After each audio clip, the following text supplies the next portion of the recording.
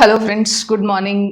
आगे बढ़ने से पहले बात कर लेते हैं निफ्टी पे। निफ्टी 23,200 के सपोर्ट जब से निफ्टी ने तोड़ा है, और जो कि काफी दिनों पहले से ही चार्ट्स पे बहुत क्लियर दिखने लगा था, अब निफ्टी अपने पीसफुल डिमाइस की तरफ जा रहा है। और जो निफ्टी में एक ऑफिशियल बुल रन जिसको कहते थे, वो खत्म होके ऑफिशियली मैं कह सकती हूँ, अगर निफ्टी 23,000 से नीचे जिस दिन जाने लगा, उस दिन निफ्टी का ऑफिशियल बेयर रन जिसको मैं कह सकती हूँ वो शुरू हो जाएगा। और ये सबसे बड़ा जो पेनफुल चीज होगी ना, ये होगी नए रिटेलर्स के लिए, जिन्होंने अभी तक कोई भी एक सिंगल, जिन्होंने मार्केट में नेगेटिव टर्न नहीं देखा है। 2023 और 24 की जो तेजी है ना, स्पेशली जिन्होंने उस तरह के मार्केट में एंट्री की है, और अब उनको उनके स्टॉक्स 40-40 और 50-50, 60-60% डिस्काउंट पे जाते हुए दिखाई देंगे।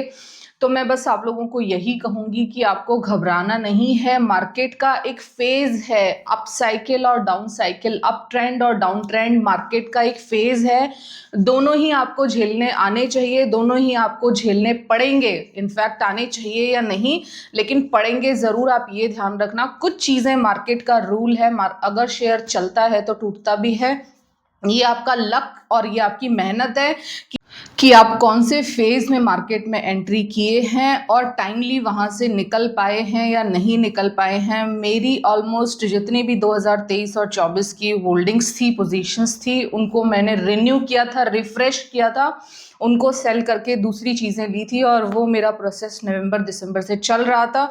और फाइनली ऑलमोस्ट जनवरी एंड होने को है, और अब तक मेरे को जो बाइंग करनी थी, जहां बाइंग करनी थी, मैंने स्मॉल क्वांटिटी वहां पे चीज़ों की ऐड कर ली है। कुछ स्टॉक्स मेरे मल्टी बैगर हैं, कुछ स्टॉक्स मेरे मल्टी बैगर, मतलब मुझे लगता है कि वो फ्यूचर मल्टी बैगर्स बनेंगे। कुछ स्टॉक उसमें निफ्टी 50 के भी हैं, और कुछ स्टॉक उसमें अच्छे मिड कैप कंपनीज के भी हैं। तो अब आगे क्या करना है? क्या खरीदारी जारी रखनी है या वेट करना है? तो देखो, 23,000 के नीचे जब ऑफिशियल अगर बेयर रन मार्केट में आता है, तो ऐसे लोगों को स्पेशली मैं कहना चाहूंगी, जिन लोगों को मार्केट का बिल्कुल भी एक्सपीरियंस नहीं है, मार्केट में आए हुए जिनको 1-2 साल ही जस्ट हुआ है ना, उनको डेफिनेटली अभी बाइंग एकदम स्टॉप कर देनी चाहिए, बिना किसी फाइनेंशियल एडवाइजर की सलाह के।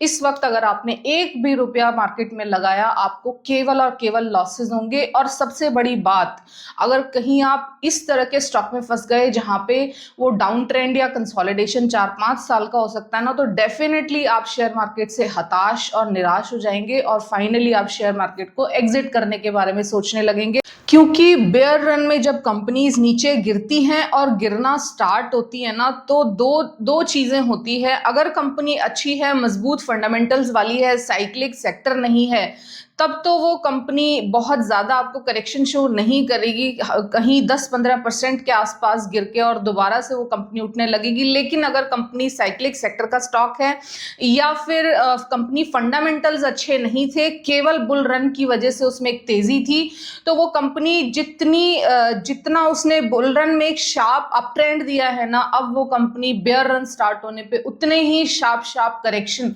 आपको शो कर सकती है। तो ये जो कंसोलिडेशन और डाउन ट्रेंड का चक्र है ना, ये कभी कभी 3 से 5 साल तक का लॉन्ग भी हो सकता है।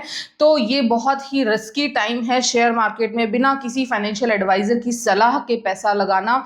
और अब नाउ ऑनवर्ड्स मुझे ऐसा लगता है, जैसा कि फरवरी और मार्च आने जा रहा है, तो मैं भी कहीं ना कहीं अपनी बाइंग्स, हालांकि मैंने 4-5 स्टॉक्स अभी भी अपने वॉच लिस्ट में रखे हैं, और अगर वो मुझे उन जिन प्राइसेस पे मुझे लेने हैं, उन प्राइसेस पे अगर वो आते हैं, तो डेफिनेटली मैं उन्हें इस करेक्शन पे भी उठाऊंगी। कुछ स्टॉक ऐसे होते हैं कि जिन पे हमारी मैं अपनी बात कर रही हूँ, जिन पे मैं 3-4-5 महीने से नजर लगाए होती हूँ कि अगर ये स्टॉक, क्योंकि मुझे वो स्टॉक फंडामेंटली बहुत अच्छा लगता है, और मुझे लगता है कि अगर ये स्टॉक इस पर्टिकुलर लेवल्स पे आते हैं, तो मैं फिर इसको बाय करके चलूंगी, चाहे वो स्टेक थोड़ा सा ही हो। तो कुछ 4-5 कंपनीज अभी मेरी वॉच लिस्ट में और हैं, जो अगर फरवरी और मार्च में मुझे करेक्शन दिखाएंगी, तो डेफिनेटली मैं उन्हें बाय करके चलूंगी। लेकिन हाँ, ये टाइम बिना जाने समझे और पैसा लगाने का तो डेफिनेटली नहीं है। और अब क्योंकि फरवरी और मार्च का महीना खास करके जो भी हमने पूरे साल में कमाई की होती है वो कहीं ना कहीं उस कमाई के को पूरा फाइनेंशियली प्रॉपर मैनेजमेंट करके प्लानिंग करके और हमारे टैक्स सेविंग पे भी हमारी नज़र होती है। तो कहीं ना कहीं अब मेरा जो सारा ध्यान रहेगा ना, वो मैंने जो भी मेरे को गेन्स हुए हैं उनको लेके मैंने कहाँ कहाँ टैक्स भरे हैं। आपको पता होगा कि हम जब शेयर मार्केट में ट्रेड करते हैं तो हमें वेरियस ऑफ टैक्सेस भरने पड़ते हैं। कुछ टैक्सेस हमारे ट्रेड के वक्त ही कट जाते हैं और कुछ टैक्सेस हमें अपने आईटीआर रिटर्न में फाइल करने होते हैं। तो अब मैं आपको कुछ चीजें बताना चाहूंगी कि अब मेरी कुछ वीडियोस फाइनेंशियल प्लानिंग को लेकर रहेंगी कि किस तरह से फाइनेंशियल प्लानिंग की जा सकती है। तो ये मेरी आने वाली अपकमिंग वीडियोस आपको बिल्कुल भी मिस नहीं करनी चाहिए। हालांकि आप अगर मल्टी बैगर स्टॉक्स पसंद करते हैं तो मल्टी बैगर स्टॉक सर्च करने के लिए मैंने जो भी प्रोसेस अपनाई थी, मैंने लगभग 15 के आसपास अपने पोर्टफोलियो में मल्टी बैगर स्टॉक्स रखे हैं जो मेरी फ्रेश बाइंग्स हैं दिसंबर और जनवरी ऑनवर्ड्स।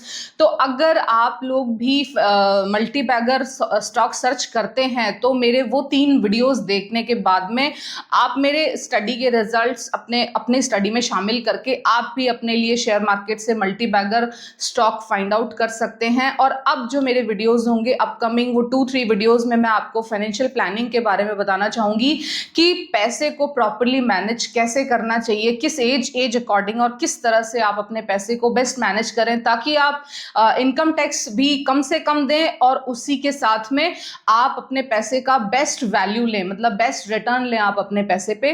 तो मेरा नेक्स्ट वीडियो फाइनेंशियल प्लानिंग को लेके होगा और उसी में हम धीरे धीरे समझने की कोशिश करेंगे कि किस तरह से हम अपने हार्ड एंड मनी को बहुत अच्छे से मैनेज करके और टैक्स भी बचा सकते हैं और उसी के साथ उसको ग्रो भी कर सकते हैं। तो आई होप आपको मेरा वीडियो पसंद आया है। पसंद आया तो प्लीज लाइक कर देना। Thank you so much for listening. Have a good day, good night, take care, tata, bye bye.